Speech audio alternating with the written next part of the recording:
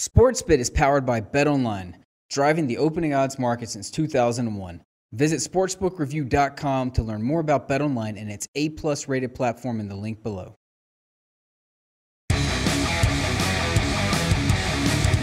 Hey, welcome into SportsBit. Betting Insight today, Pauly and Teddy. Tuesday, November 7th. Tuesday deep dive. That means Dave Mason. Recap how the players and the books made out. Play of the day before we get out of here. Big game breakdown. Early look at Seattle and Arizona. Thursday night football. And we got a game. Action, baby. We got games every Tuesday night now. Akron and Miami of Ohio coming up on ESPN2. A moose in Lambeau. My God, our play of the day. Horrible. 17-3. Fourth quarter, Detroit, 42.5 the total, 43, 27 fourth quarter points. Detroit throwing the ball on first and third down with 2 minutes and change left. McCarthy taking timeouts down 17 with 2 minutes left. Unbelievable. Get out of there. The game's over. Go home. Wave the flag. Not to mention you can't move the ball anyways until a questionable PI call, which leads to an untimed down. Green Bay scores on the final play of the game. It goes over. And the thing that made me absolutely crazy about that, and look, last night was not a good night for me, not a good night for the clients. I loaded up on Green Bay. We'll talk about that in a minute. But when it comes to the total for this ball game, all right, to lose the under on that pass interference, there were 8 other pass interference calls on literally on the Lions that could have been called in that ballgame. I mean, multiple plays where the receivers were getting mugged and no flag when the game is competitive. Then they call that one in that spot. That makes the league look bad. That makes everything look dicey. I didn't approve of the call, and that's a freaking moose for underbettors like us, unfortunately, Pauly. Okay, we had a disagreement a while back. I think you start at 10 and maybe go as high as 14. Who knows? But Rodgers is worth a lot. The whole roster stinks, and he covers up that bad roster. I love the game plan, too, with Hundley. They threw 13 passes at or behind the line of scrimmage last night. Our stats guy has them 27-28 now territory. I think you can put them in with the Giants, 49ers, and Browns. They're in that discussion. Green Bay's terrible now. I'm with you. And unfortunately, all the quotes out of Green Bay coming out of the bye week, positive quotes. Hey, we're healthy. This is our game. We're going to step up. We're still a playoff team. All we got to do is, hold the fort until Aaron Rodgers comes back. And it wasn't even close. I mean, the Packers looked a step slow all night long. And I'll tell you what, Lions outcoached Green Bay last night. Bob Cooter's, his play calling on offense sounded like Dom Capers' headset on defense. I mean, the Lions had the right play calls over and over and over again. Jim Caldwell had the better coach team. Let's call it how it is. But I agree with you 100%. When you're talking about NFL power ratings right now, you have the 3 bottom feeders, 49ers, Browns, Giants that are at the very bottom. And then, Green Bay's probably in that next grouping. You talked about Houston and Indy, 2 other teams without their starting quarterbacks and with major defensive injury problems. I was stunned by the play calling. They spent all week talking about how Brett Hundley was ready, and he spent the bye week at Lambeau, and then McCarthy came out and didn't take any shots. He didn't take any of them, and it just baffled me. Green Bay last night really did. But bottom line is they lost. Packer backers lost, and underbettors lost on Monday Night Football. First game the Lions went without a punt since 1971. Amazing. Now 2-25 straight up, going back since 1992 in Lambeau for Detroit. Bad beats, bad bets, bad for the books. Bad bet. Boston, Atlanta under 206 to 204. 110-107 final. 9 in a row for Boston. Best coach in the league, Brad Stevens. Although they did it with offense here, and Kyrie had a monster game. Oh, Kyrie's been really impressive so far. And, of course, the markets immediately devalued the Celtics off the Gordon Hayward injury. And as you mentioned, all they've done. And, of course, they lost the next night at home to Milwaukee. And they've won every game since. Didn't cover the number last night, but the bad bet here was the under. We saw a ton, not a ton, but a fair bit of under money in this ball game. Atlanta got off to a hot shooting start. Boston, the number 1 defensive team, but on the second night of back-to-backs, maybe they were a step slow. Kyrie went nuts, 35-8. The game flew over. Bad bet on the Celtics Hawks under. All right. The Heat took some money last night. They lost by 17. Yeah, we can throw it out there because it was a short card. Vegas Golden Knights took money, lost in a shootout. Minnesota Wild took money, and the Nets. This total was sky high, and it was played in the 90s. Nets were the dog, went off the favorite one in Phoenix, who just traded Bledsoe to Milwaukee.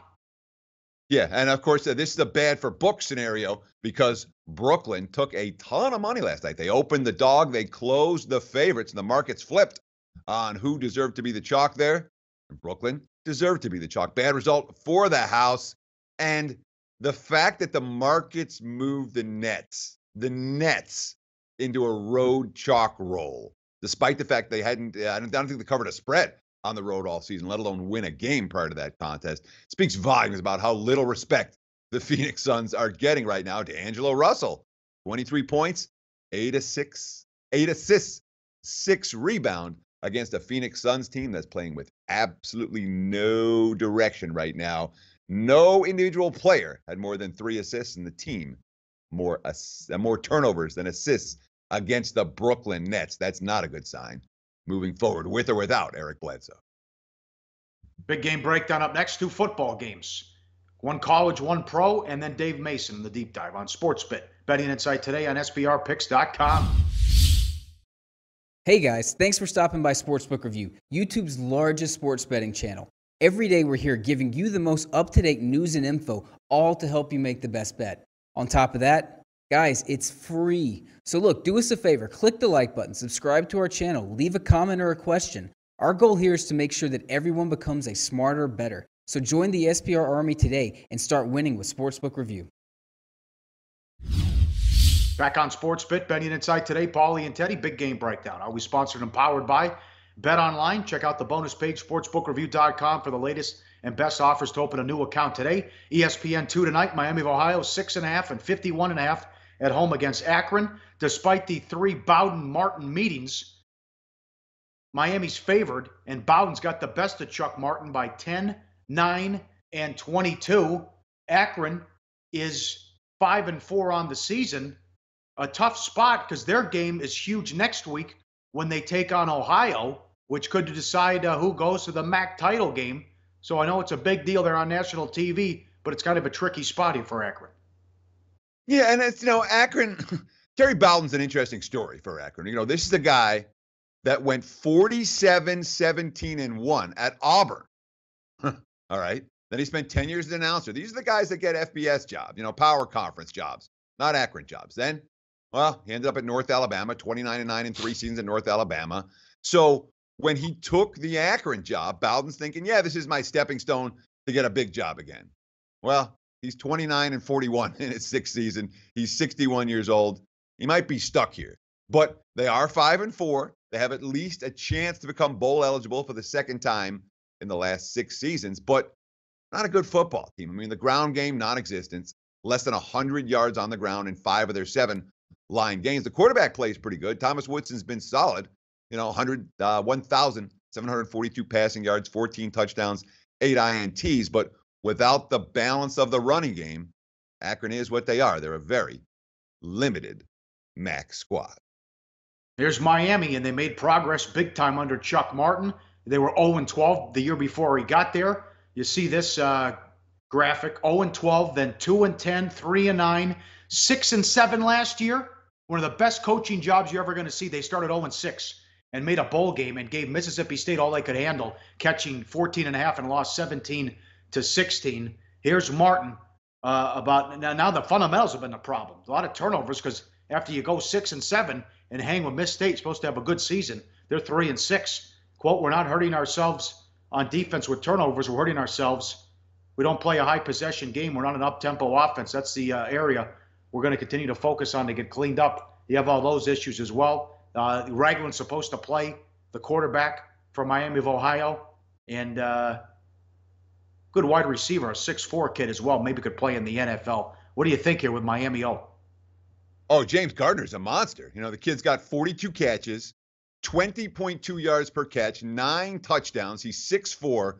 I would expect him to be playing on Sundays in the not too distant future. The Ragland situation, he's missed 3 games. The backup, Billy Ball, came in. He threw for 350 yards and 3 touchdowns, 2 INTs in the loss at Ohio last week. But the latest report that I read is Ragland is officially a game-time decision.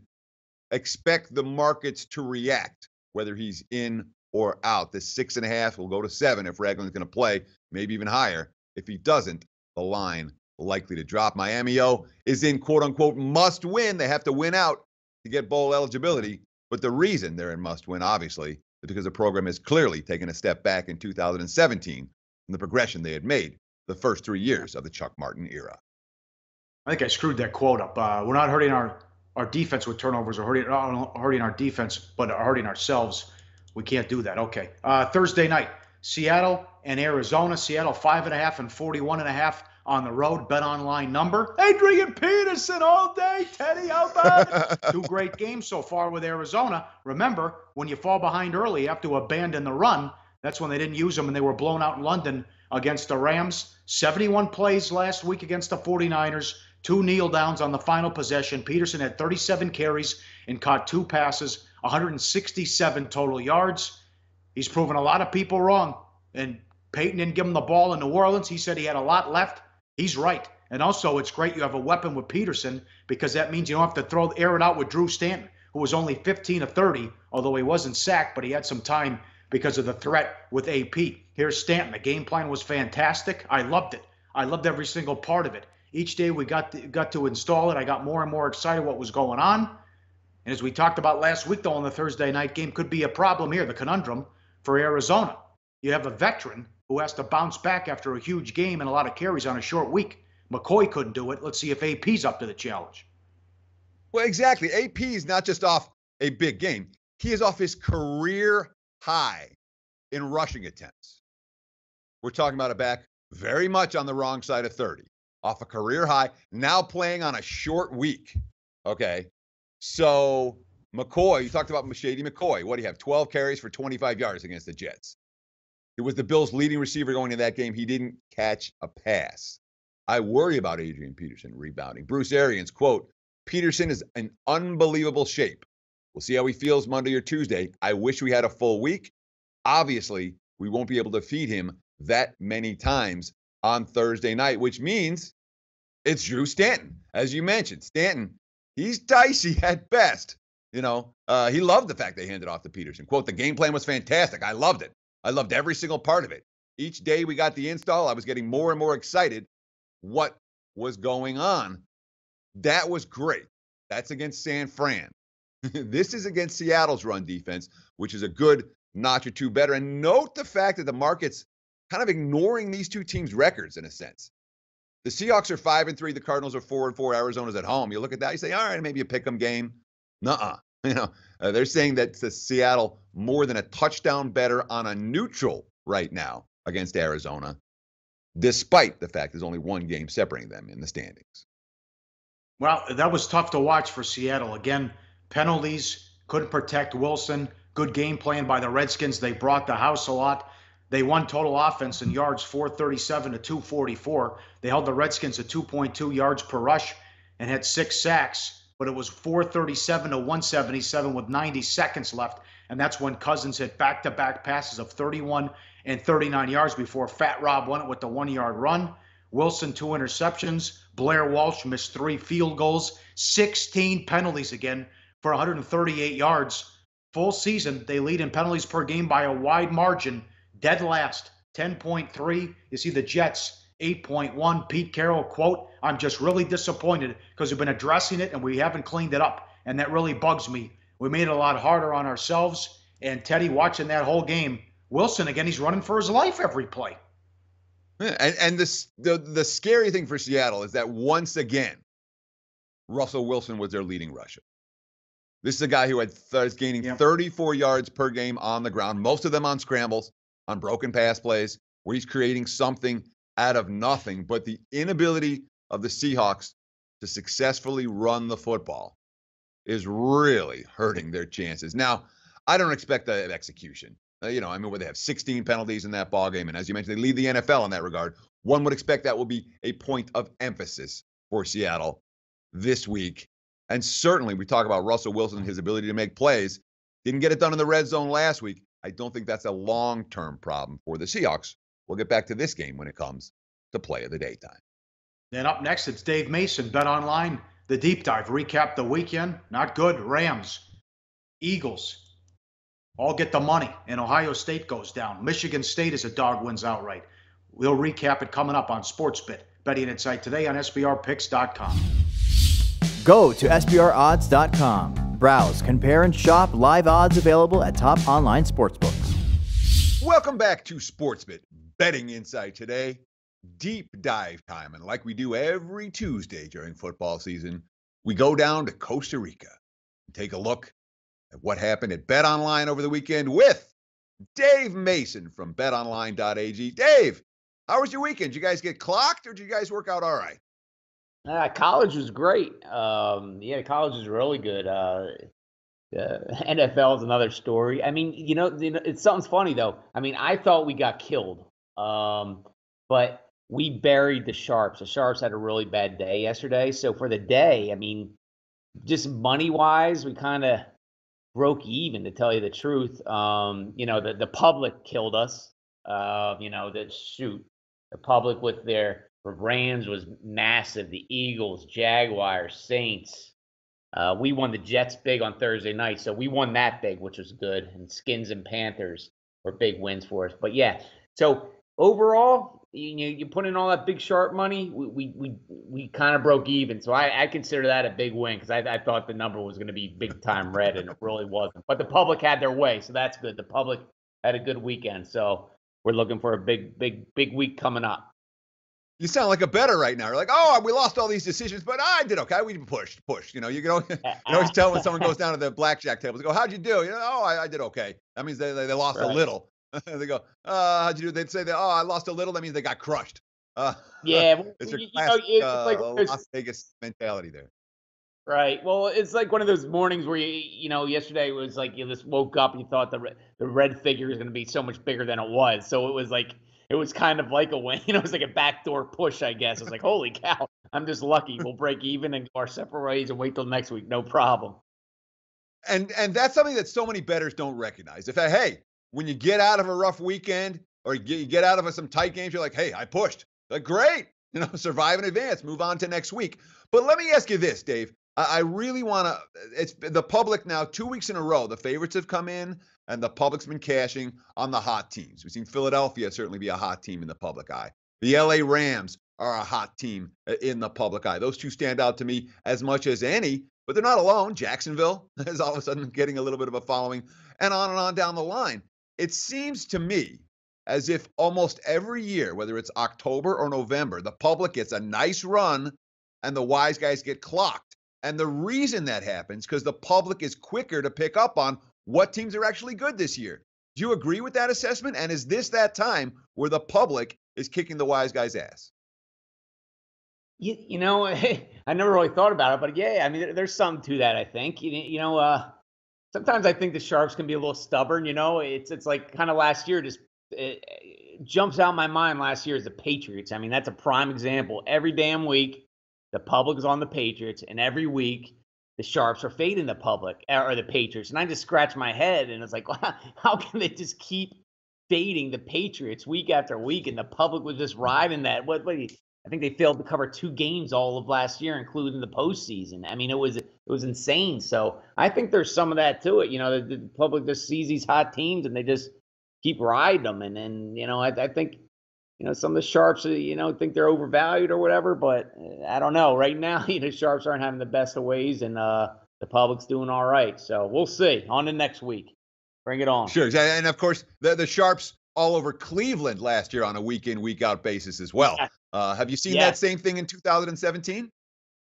Cleveland, not so much. a couple of weeks there, but not like last year. No, I mean, they're on Cleveland every damn week, and they're against the Patriots every week, and the public was the opposite. I mean, good Lord. But this year, certainly the public has picked up on teams that appear to be very incorrectly power rated when you look back to where they were at the beginning of the campaign. Dave, talk about it real quick. A couple of the big decisions from Saturday. What the house do well with? What do they get slapped around? Yeah, like I said, it was a good win for the house. Good solid day for the house. We did well on Michigan State. That was huge. Penn State was such a huge public play again. Wake Forest was massive for us. That was big. LSU, Saturday night, big one. Players did well. Oklahoma, that was a big one. Michigan and TCU. So overall, great action. We're looking forward to action this weekend, too. It's a schedule coming up, so a lot of early bettors. They're pounding Georgia early. Oh, my God, that's going to be one of the biggest sweats of the year, I think.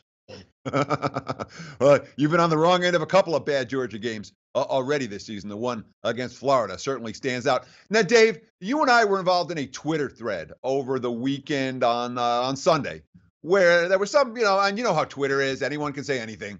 They were calling you out, oh, you're giving out bad information. No, the trends aren't real. The wise guys don't really like that side. Talk to me about what you're doing with your Twitter, because you and I both know it's easy to get called out, but it's a crock of shit when you get ripped for it. Yeah, I hear you, man. You just you just kind of roll your eyes. But yeah, I mean, I like to put what sharp plays are out there. And some people, and you got to read my tweets. When I put sharp action out there, I always put the sharp price and what the price is now. So anybody that's informed at all, has any sense of intelligence, knows that value is gone. If I'm saying that Team X was sharp at -3 and now it's -3.5, I'm not saying to go bet that -3.5, right? So I think this guy just was some guy didn't know what he's talking about and thought I was trying to get people to bet that sharp action or bet a side, because I do public stuff too. 80% of the action's on Georgia this weekend or whatever. And he was saying I was trying to get people to bet one side. That's not. I don't have time for that, man. I'm too damn busy. And we just want you to bet the sharp side, the cold side, the public side, the house side. We just want you betting at BetOnline. There's no reason to put out false information. That's silly. And I'll speak for other books too. They're not doing that either, because there's other books that are doing this stuff, and they're not doing that either. We're throwing the information out there. If you want it, most guys are good. They're respectful. They'll ask you questions about it. Great. If you don't think that information is good, then don't follow it. You know what I mean? Whatever. I mean, move on. Exactly. So you're saying unequivocally that you're not tweeting out misleading information. It's such a conspiracy world now. You're not tweeting out misleading information to try to attract bets on the wrong side of games that you already know the outcome of. Hell no. Absolutely not. That's silly. Most people love that information. It's a good talking point. People just like to. I mean, most people don't even want to bet. People say, "Oh, I'm going to fade it." I'll tweet something out how 80% of the action is on some side, and they're like, "Oh, I'm going to bet the other side because the public's always wrong." I'm like, "No, the public isn't always wrong. The public wins just as many of the games as the house wins. It's just when the house wins, we win a little bit more with that juice." So don't just go fading the public or betting against the public or betting with the house, because that's going to bury you too, man. And do your handicap and watch the games and then bet who you like, but don't. All that information is just more talking points. It might help you understand that the line's going to move somewhere or not, but that sharp stuff, the value's already gone by the time I tweet it. Dave Mason, an excellent follow on Twitter. I retweet him all the time. I follow him and look at his stuff every weekend. Dave, and of course, we'll flash your Twitter handle right here on the lower third, so folks can get on board and sign up for you with Twitter. I also want to let folks know, or why don't you let folks know about one offer they can take advantage of from BetOnline and AG this week. All right. Well, since Bitcoin went crazy last week, I got to talk about Bitcoin. We got 100% Bitcoin bonus. That's whether you already have an account or you're a newbie at betonline.ag. Use promo code BTC2017 for 100% bonus. Once again, that's Bitcoin only. But we have all sorts of other bonus offers as well if you're not a Bitcoin guy. All the terms and conditions are found at betonline.ag/promotions. Great stuff from Dave Mason at BetOnline AG. Dave, thanks for joining us. Appreciate you taking a little bit extra time today for a longer deep dive, but I thought it was important that we address some of the issues raised over the weekend. Best of luck this week. We'll talk to you again next Monday, or next Tuesday, actually. Take care, pal. Great job, Teddy. Great job, Dave Mason. That's every Tuesday here on SportsBit. Time for the play of the day. Back to Thursday night. Let's lay it. 5.5. Shop around with Seattle on the road. Stanton now has to do something with a worn-down AP and Seattle off a bad loss, and Carroll again wants to fix the penalties, I think you get a big effort out of Seattle on the road here. Remember how well the road teams have played on Thursday night as well. We'll lay it with the Seahawks. I think a good game out of Wilson as well, and they will shut down Stanton and that Arizona offense as well. Just too many carries from AP on Sunday in the win. That's the play of the day. Back tomorrow, we recap what the committee did. And we'll get to college football marquee games, a little association, more on the Bledsoe trade, and we'll have more college football to talk about with a good one in the MAC. Toledo against Ohio coming up on SportsBet. Betting Insight today on SBRPicks.com. Thanks for watching.